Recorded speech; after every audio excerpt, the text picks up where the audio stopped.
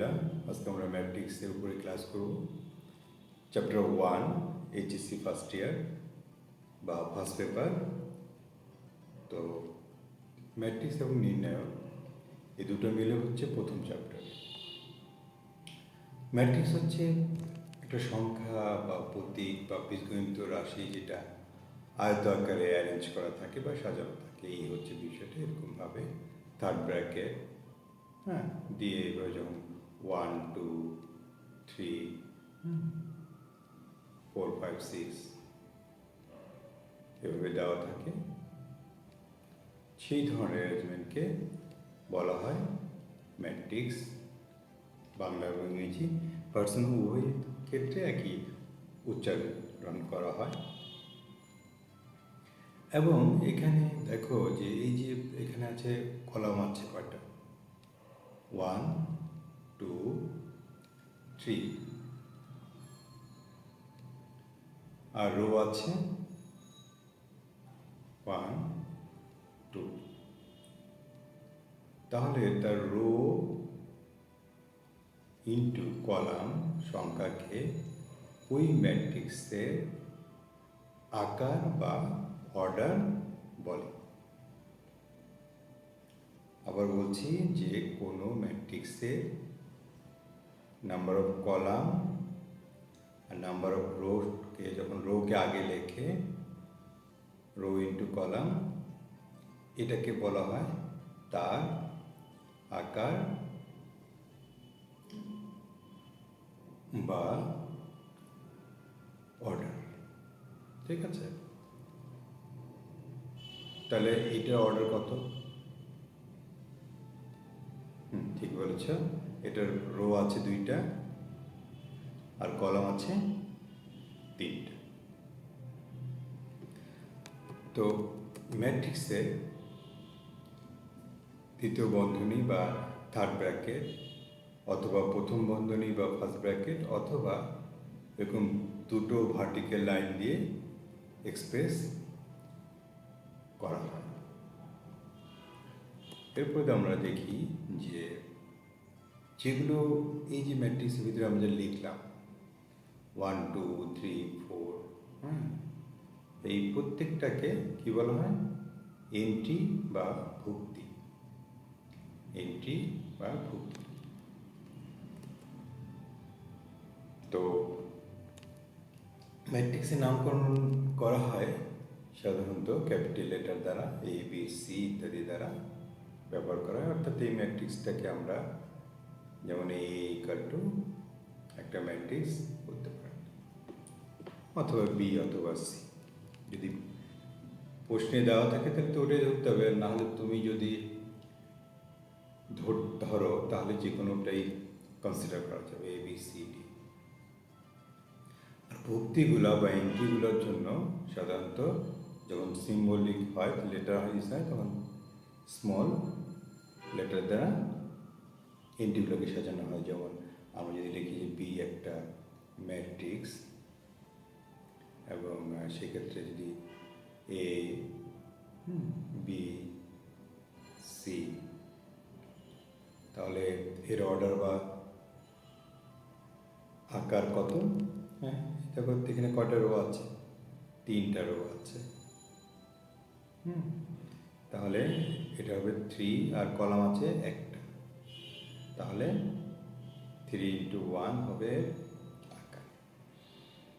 আর ভিতরে যে first bracket বা থার্ড ব্র্যাকেট বা দুটা ভার্টিক্যাল বা লম্ব লাইন দ্বারা, রেখা দ্বারা যে হবে, তার ভিতরে যা থাকবে সেটাই হচ্ছে ভুক্তি অথবা এন্ট্রি। তো এরপর দেখো যে এগুলো আমরা যে আলোচনা করলাম, আসলে একটা ম্যাট্রিক্স বাম থেকে ডানের ভুক্তিগুলোকে নিয়ে বা এন্ট্রিগুলোকে নিয়ে, অর্থাৎ এই দিক থেকে নিলে এটা হচ্ছে রো। আবার যখন আমরা উপর থেকে নেব তখন হচ্ছে সেটাগুলো হচ্ছে কলাম। তো এটা আমরা সবাই বুঝতে পেরেছি আগেই। এই ম্যাট্রিক্সটার মধ্যে দেখো যে এর 1 নম্বর রো হ্যাঁ, এবং 1 নম্বর কলামে যে উপাদানটা এন্ট্রিটা বা ভুক্তি আছে সেটা হলো 1। একইভাবে 1 নম্বর রো নম্বর কলামে যে এন্ট্রি বা ভুক্তি আছে সেটার নাম হচ্ছে 2। এইভাবে আমরা 2 নম্বর রোয়ের 4 নম্বর ভুক্তি বা এন্ট্রি হচ্ছে ওয়াই। তো খেয়াল করো যে এর 1-1 ভুক্তি হচ্ছে বা 1-1 এন্ট্রি হচ্ছে 1-1-2 তম ভুক্তি বা এন্ট্রি হচ্ছে 2-1-3, মানে অর্থাৎ প্রথমে রো, তারপরে কত নম্বর কলামে ওই ভুক্তিটা বা এন্ট্রিটা অবস্থান করছে তার সেটা তুমি এভাবে লিখে দিতে পারো। তো আবার ওই যে একইভাবে যে 2 নম্বর 2,1 তম ভুক্তি বা A21 এভাবে লেখা যায়, একই কথা।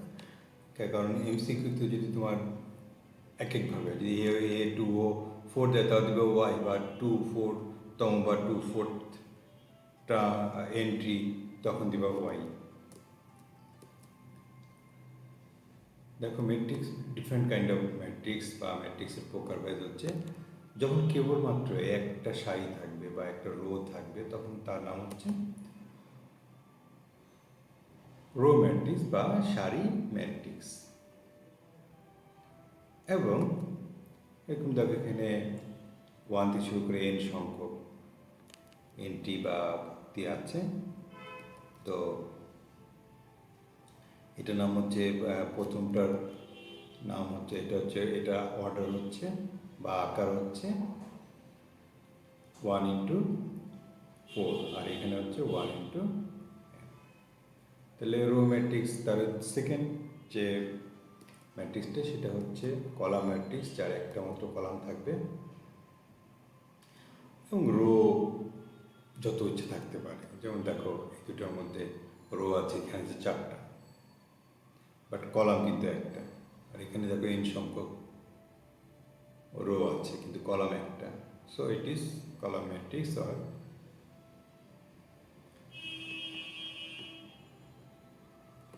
এরপর দেখো বর্গ ম্যাট্রিক্স। যখন কোনো ম্যাট্রিক্সের রো এবং কলাম সংখ্যা ইকুয়াল থাকে তখন তার নাম হয় স্কোয়ার বা বর্গ ম্যাট্রিক্স। যেমন এখানে দেখো 2টা কলাম 2টা রো আছে, এখানে 3টা কলাম 3টা রো, এখানেও একইভাবে 3টা কলাম 3টা, তার মানে এগুলো সবই হচ্ছে বর্গ ম্যাট্রিক্স।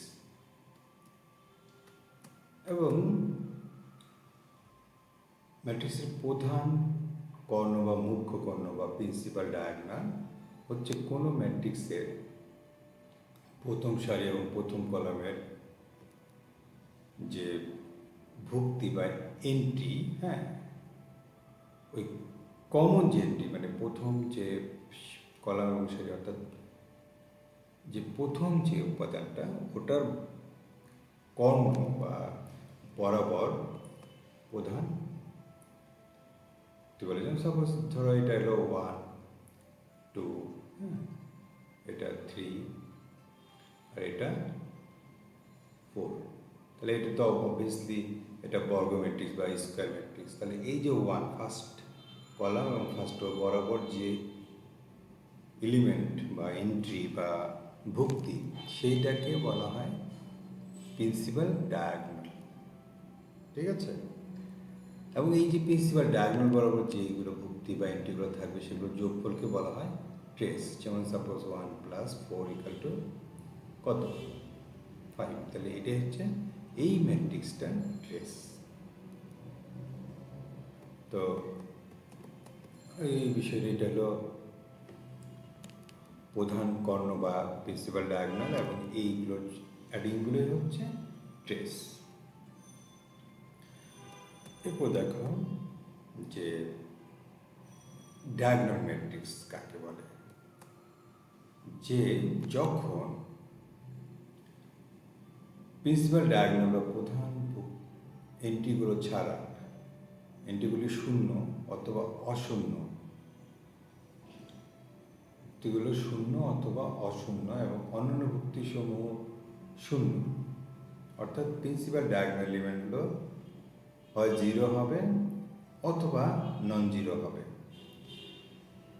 অথবা নন জিরো হবে। আর সবগুলো বাকিগুলো জিরো হবে, বাকিগুলো কিন্তু অবশ্যই জিরো হবে। অর্থাৎ প্রিন্সিপাল ডায়াগোনাল বরাবর বা প্রধান কর্ণের এন্ট্রিগুলো শূন্য অথবা অশূন্য, জিরো অথবা নন জিরো, বাট রিমেনিংগুলো বাকিগুলো কিন্তু অবশ্যই কি হবে, জিরো হতে হবে। এই ধরনের ম্যাট্রিক্সকে বলা হয় ডায়াগোনাল ম্যাট্রিক্স। তো আশা করি বুঝতে পেরেছ। এরপর দেখো যে স্কেলার ম্যাট্রিক্স, যখন কোনো প্রিন্সিপাল ডায়াগোনালগুলো প্রিন্সিপাল বা ডায়াগোনাল যদি সেম হয়,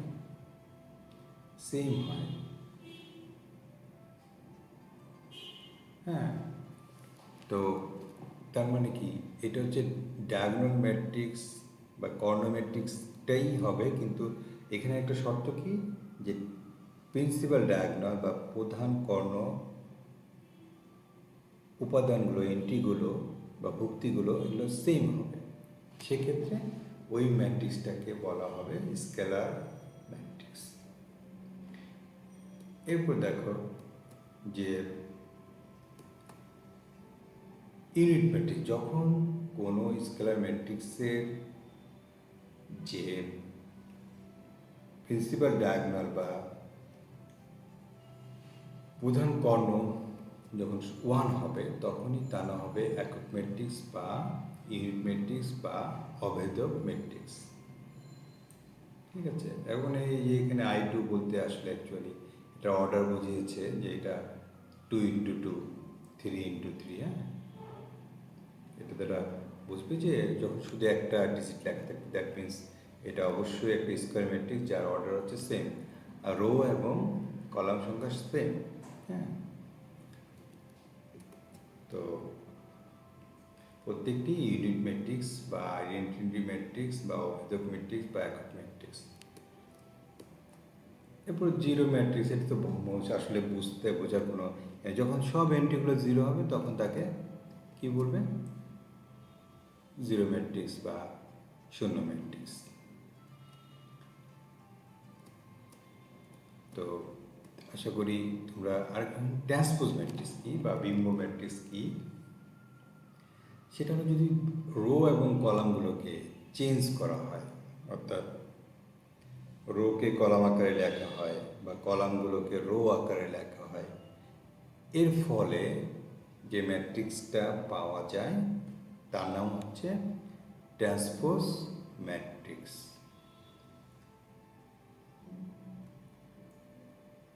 এখন দেখো যে এই ম্যাট্রিক্সটাকে AT বা A⁻t অথবা A' আকারে লিখলে আমরা বুঝবো যে এটা এই ম্যাট্রিক্সের ট্রান্সপোজ। তো যে এই ম্যাট্রিক্সটা এই রোটাকে কলাম আকারে লেখা হয়েছে, আবার এই রোটাকেও লেখা হয়েছে, তাহলে এটার ট্রান্সপোজ হচ্ছে অবভিয়াসলি এটা। এবং যে তার অর্ডার বা আকার যদি হয় m×n, তাহলে উল্টো হয়ে যাবে স্বাভাবিকভাবে। সিমেট্রিক ম্যাট্রিক্স, যদি কখনো ট্রান্সপোজ করার পর দেখা যায় যে সেম থাকতেছে, অর্থাৎ এও যা এটিও তা, যেমন এটাকে চিন্তা করো 1 2 5 1, এই ধরনের ম্যাট্রিক্স থেকে তুমি এটাকে কনভার্ট করো, এটাকে এই রোটাকে যদি কলাম আকারে লেখো তাহলে তো এটাই পাবো, তাই না?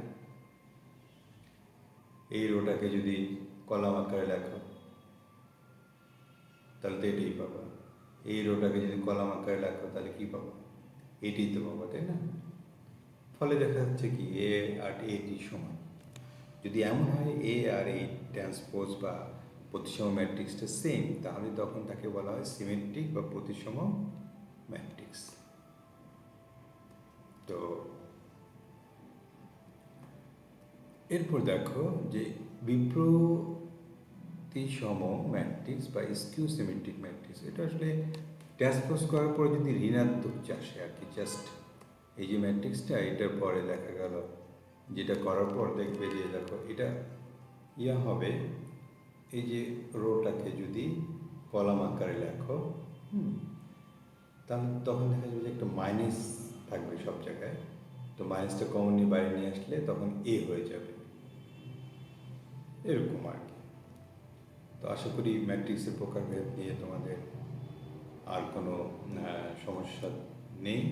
যদি সমস্যা থাকে তাহলে তোমরা আমাকে কমেন্ট বক্সে জানাতে পারো, এছাড়া আমার সাথে সরাসরি যোগাযোগ করতে পারো। মে আল্লাহ ব্লেস অল অফ ইউ।